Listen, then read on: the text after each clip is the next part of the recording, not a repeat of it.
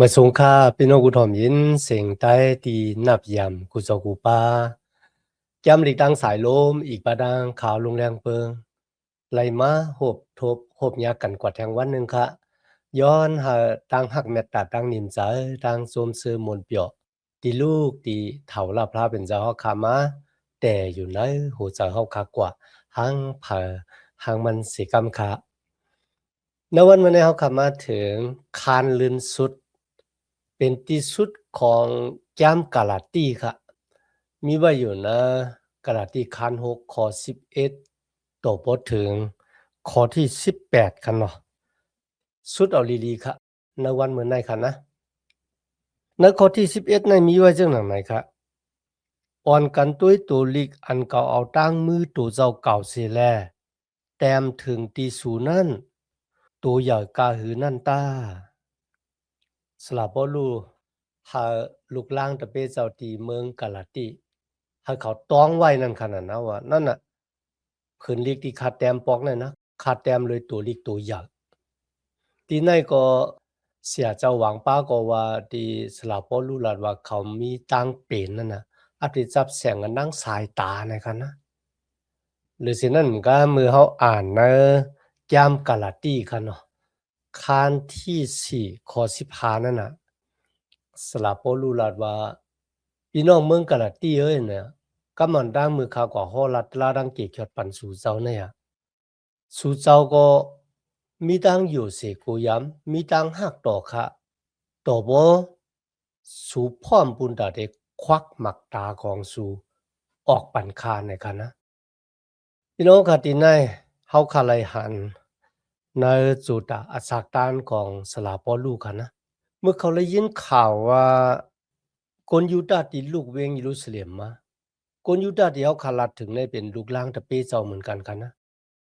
อ่อนร่างเดมาอยู่มาตั้มเจนในจุยสุคนเจนในอยู่ในมุกจุมพาลิเซเหมือนเจ้าหนังสลับปอลูค่ะเนาะกุยกับเขามาสอนตลาดังเกกจอดเนี่ยมันผิดเปิงกันดังที่สลับปอลูเลยค้าเงาหักมันค้าเงาปืนตั้งเกกจอดเอาไว้เนี่ยค่ะแหละอันนั้นก็ลุยตั้งอยู่มัดในจุยสุคริส เฮาค่ะเป็นคนสื่อต่อและเฮาค่ะไลรับตั้งเกกชอดเลยกลุ่มเกซูของพระเป็นเจ้ากุยกะกนยูตาสมาสอนว่ามันนำจะลุยตั้งอยู่มัดกันนานกุยที่เฮาไลรับตั้งเกกชอดเต็มทนปกคาไลตั้งเกกชอดปีว่าปีจุ่มบ่ไหนลู่ไลกำจ้างซ้อมหนังปิงหยับตะลาโมเสไหนมุสลับบ่รู้เลยยินจังไหนคะ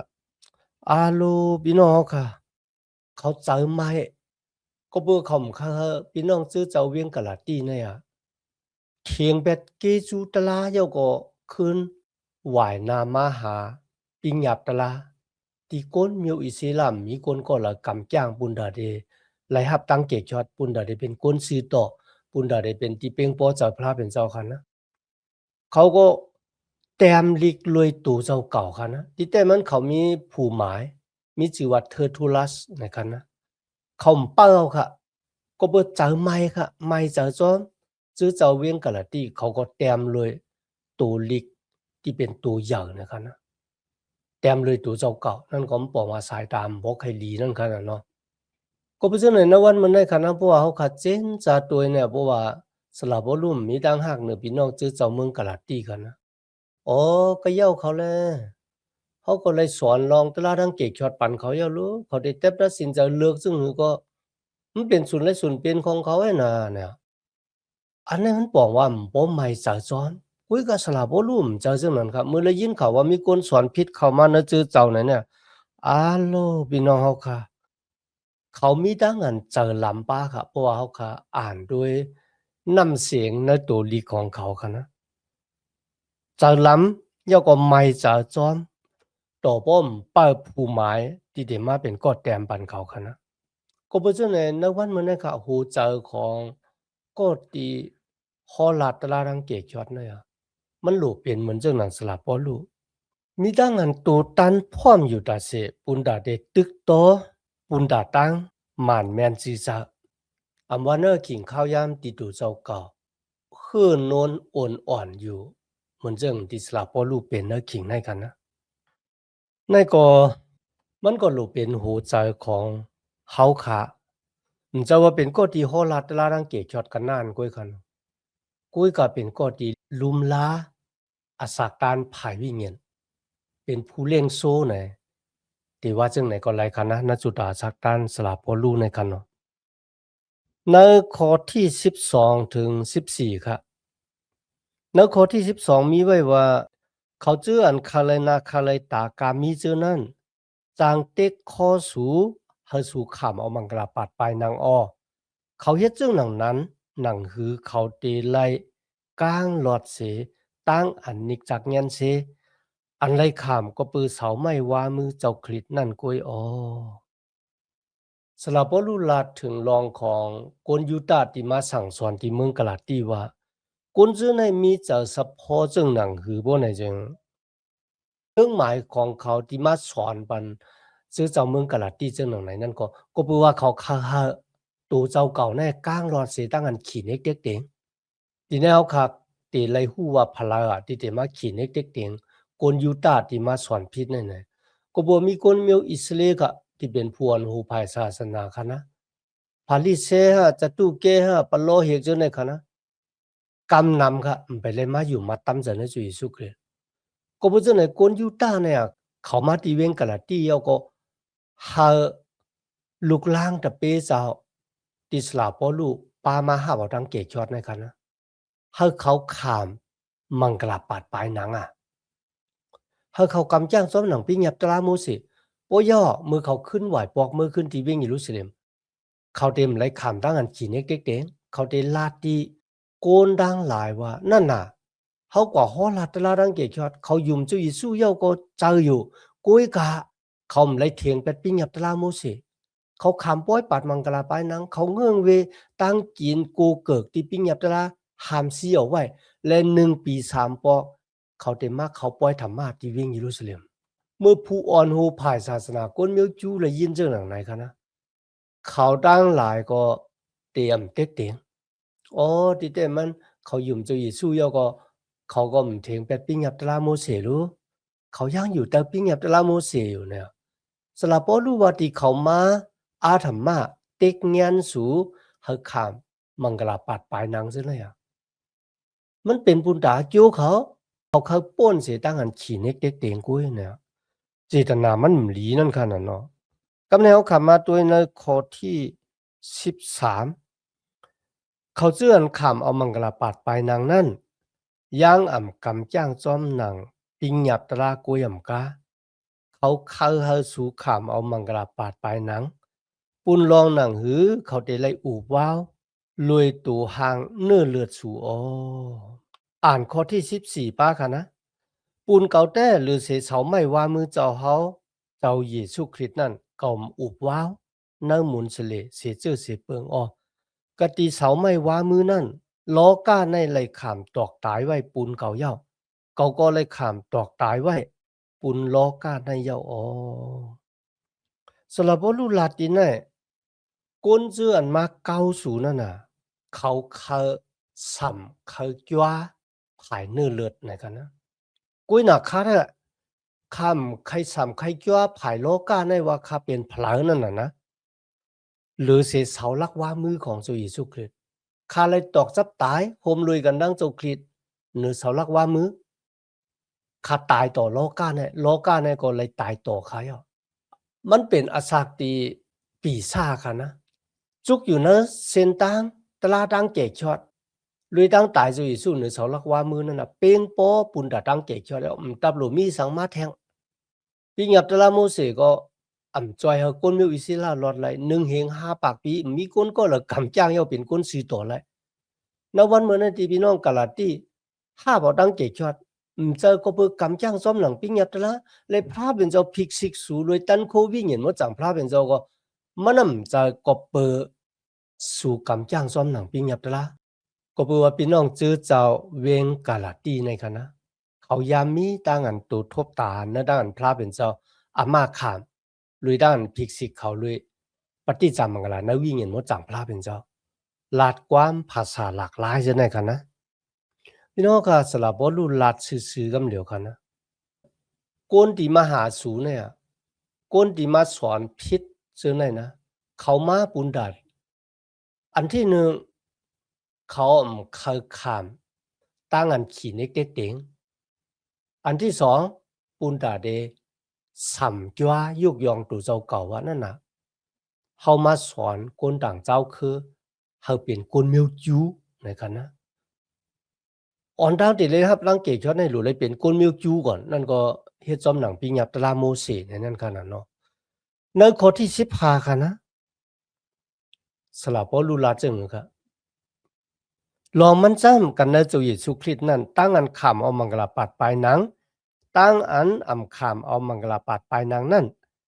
ใจลองอาเยียตั้งอันไรขำเฮ็ดเป็นสัตวะอันเหมือนั่นกุ้ย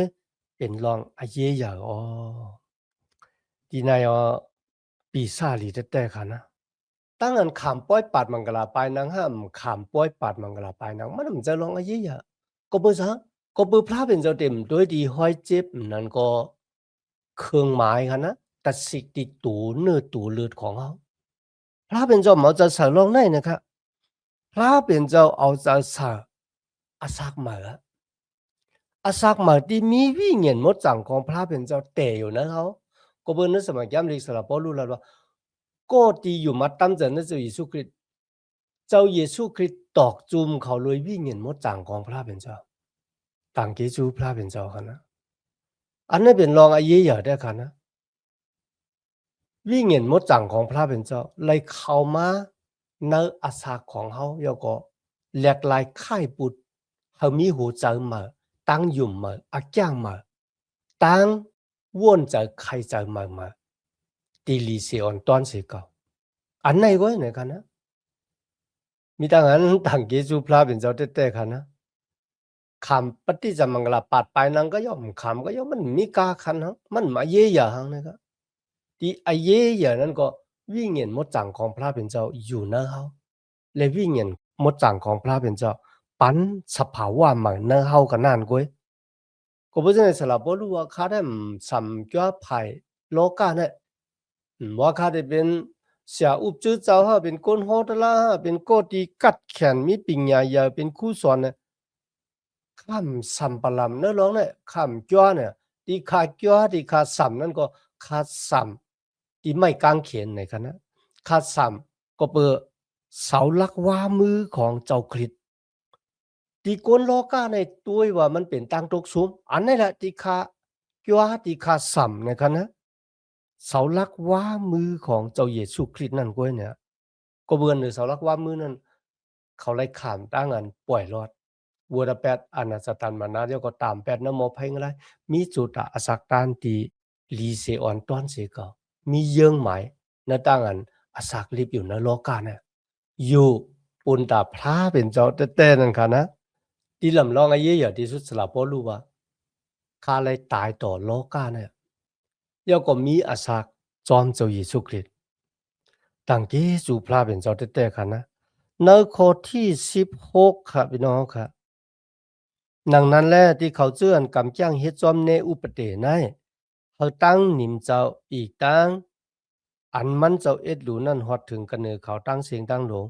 อีกตั้งกันเนือกนมิวอิเซลาเป็นกนพระเป็นเจ้านั่นเสกำลุยในกันนะกนที่ไล่ขามตั้งอันผ่านสร้างเฮ็ดใหม่กันนานเป็นกที่ไล่หับพรหลีมังกลาที่พระเป็นเจ้าค่ะนะในข้อที่17ค่ะสลับบ่รู้ลาดถึงห้อยตอกจุมได้ว่าไหนคะเอาในกว่าหน้าอย่าไปให้ผู้ละปันดังย่ายุกดีเก่าเสียกันลองมันจ้ำห้อยตามอันมีกันเนตูเก่านั่นเนเปียลองอันเก่าเป็นคาเจ้าเยซูเย้าอ๋อพี่น้องค่ะสลับบ่รู้ลาดว่าเขามีตัดสิกนั่นก็เป็นห้อยตามที่เจ้าเยซูเลยโปรดตัดสิกไว้ในตูกายาขันดาวของเขาแต่สิ่งที่ว่านี่เป็นอย่างขลาดบ่เนี่ยจึง